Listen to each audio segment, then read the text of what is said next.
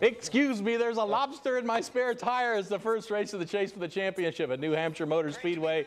John McCain there to help get this festivities started. And one of the least likely candidates to grab the first of the chase, Greg Biffle passes Jimmy Johnson with 12 laps to go. He goes on to win it. That vaults him from 9th to 3rd overall. Johnson and Kyle Busch share the chase lead. At the LPGA Bell Micro Classic, Angela Stanford did just enough to hold on to her 54-hole lead by shooting a final round 1/73 to win by 1 shot. It's her 2nd career win, and it's worth the champagne spray down.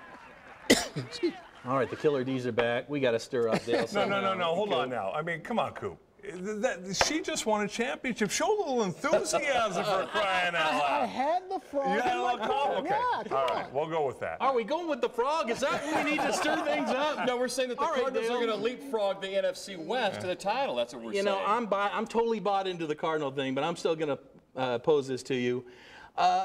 Can we say it's the quality of the competition right now? Would you say that the 0-2 Chargers are worse than the 2-0 Cardinals? Well, what I would tell you is that go talk to Dennis Erickson, who I love as an ASU coach, and say, you know what, is the quality of the competition? No, because bottom line is you have to beat who you play.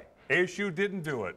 The Arizona Cardinals did do it. And now they're 2-0, and they're sitting supreme on top of the NFC West, and that's a great place to be. Coop, the competition next couple of weeks, and they go to Washington. Do not say JV. And the Jets. I'm not going to say that. They're going to go to get the true on-the-road competition, which Ken Wisenhunt has been talking about. You have to go on the road to beat decent teams. Now, is Washington a decent team? We don't know yet. They came back and beat the Saints. Are the Jets a decent team? I don't know. Is San Francisco a decent team? San Francisco But won here's the thing. What they did do that you have to commend them on is they came out and they took care of a team, a down team. They came out and took care of business, what you want to see. They didn't let them linger or hang around. That's why the 3rd quarter was key for them to come out and score the 14 points. But you know what I have issues with?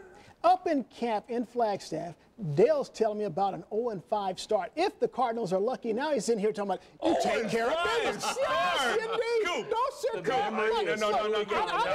Honestly, where's the camera? Because I'm trying to tell you, because you're telling me 13-3, tight shot, because now I can fit in there, high definition. But you said 13-3. I'm trying to bring down to reality. This football team, if it does not win the NFC West, will be a disappointment. Bottom line. And you win your first 2 games against whoever. I promise you, hold on. Make them brief, guys. I promise you the Miami Dolphins will not lose 16 games. All right, I'm going to turn the corner. Because, you know, I wanted the Cardinals to draft Adrian Peterson last year. Right. This year I made no secret. I wanted either Chris Johnson or Jamal Charles. They went after a guy named Tim Hightower. I thought it was a terrible pick. Dale, he's turned out to be quite the pick, right? Well, I mean, Coop, when's the last time you were right? I go back to Adrian Peterson. The education of Bruce Cooper started a long time ago, and you see Hightower, he is a perfect complement to Edgerrin James. I mean, you see explosiveness. You see a guy who, you know what, he's going to lean forward, get a couple extra yards. He's got a burst. He's got energy. He's excitable. The biggest thing I thought in training camp, can he pick up blitzes? And obviously, he's been able to do that. And the kid is going to be a star. And on top of that, he's catching the ball very well. He runs good pass routes to complement that package that the big fella's talking about. I just hope he doesn't get fumble-itis. That's my only worry. Stop with the fumble-itis. Okay. That's all I'm saying. But I don't know. Somebody's got to be Mr. Negative. I still don't know if he has that Chris Johnson or Jamal Charles track-type speed. You know, I'm looking for a Who's Chris Johnson? With the Titans, he played in East Carolina. Where have you been, fella? I don't know. Has he caught a ball in the last 16 games for crying out loud? Carry the ball, get a first down. He ran like a 4.3 at the combine. Yeah. I mean, the guy is a legitimate home run hitter, and the Cardinals need that type of game-breaking speed. Are you saying about Hightower? No, Hightower's impressive. Hey, 2-0, you can't be any better. Dan, jump in here and talk to me about Preston and his future, the playmaker. Who I thought was a good playmaker, a good draft choice last year was Steve Breston. I think Steve Breston is always one of those individuals that's always a threat on this punt here in the first half. He gets you the good yardage on a punt return. Opening in the second half kickoff, Steve Breston, he's always a threat. He's very difficult to bring down, has the speed, gets to the outside. You always get the feeling that this young man has that burst. He has that it to break away and get those tackles, which gives this Cardinals offense the good field position that they're looking for. Another added weapon, which was a good pick last year. Bottom line is, anytime a return guy puts you on the edge of your seat, that's good. He's a good guy. Now it looks like the Cardinals' defensive line or their front seven may be putting quarterbacks on the edge of their seats this year. Well, it's very easy.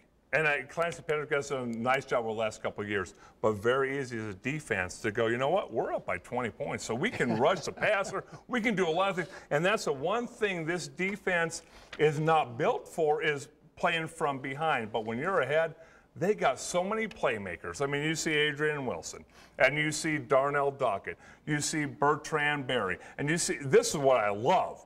Inside the 3-yard line, we're not going to let you get in the end zone. You got to love the way this defense is playing.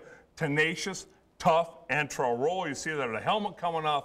I love the way the defense is playing. That bodes well for the rest of the season. And Dan, I was really worried that Anquan Bolden would be trouble. I thought Drew Rosenhaus would have a playbook for him to force a trade. But he's making plays. Well, Drew Rosenhaus wanted to trade him to the Dolphins this last week, stirring the pot up. But Anquan Bolden, 3 touchdowns today. He is a gamer. He's a true professional. When you watch him, this is a great, absolutely great throw by Kurt Warner. Dan and I are talking about this. Not many quarterbacks make that throw. If you're up by 20-some points, you do. If you're down, you don't make this throw. You don't make that throw unless no, you don't do that. That's a great throw, great catch. Coop is counting you guys down. You're counting me down. You don't make that throw. You guys can keep talking while I say, be sure to join us after great job. for another edition of Sports Tonight. We're one-on-one with Cardinals franchise player, linebacker Carlos Dansby. We'll break down NASCAR's chase for the championship. And the Killer D's are back in the pit. Sure to argue. We'll see you then, folks. Homer. The guy that's